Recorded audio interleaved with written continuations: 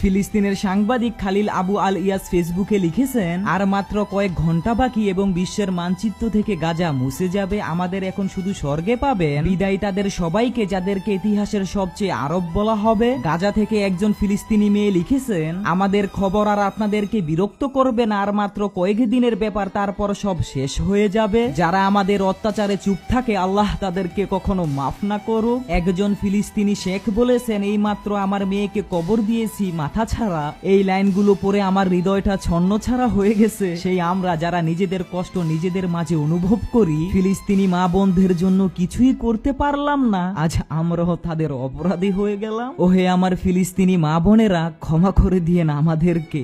আপনাদের জন্য প্রতিবাদ ছাড়া আর মহান আল্লাহ তাআলার কাছে দোয়া ছাড়া কিছুই করতে পারতেছি না।